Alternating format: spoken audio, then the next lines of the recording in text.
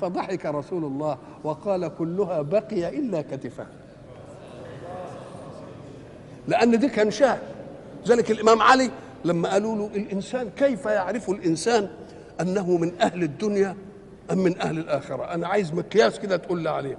قال له مقاييس كل مؤمن مع ذاته. هل توجد مقاييس لمؤمن مع مؤمن آخر؟ لا، مقياس المؤمن في إيمانه مع ذاته. طب إزاي؟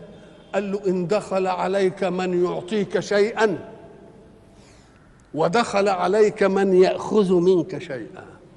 واحد دخل لأنه جايب لك هدية، وواحد دخل عليك عشان هياخد منك معونة، ادي اتنين.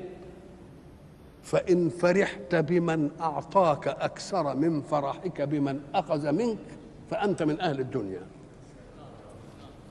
وإن فرحت بمن أخذ منك أكثر ممن أعطاك يبقى أنت من أهل الآخرة. لأن الإنسان يحب من يعمر له ما يحب، فإن كنت محبا للآخرة تنبسط منه، وإن كنت بتحب الدنيا تنبسط من اللي يديك، لأن ده هيزود اللي أنت بتحبه.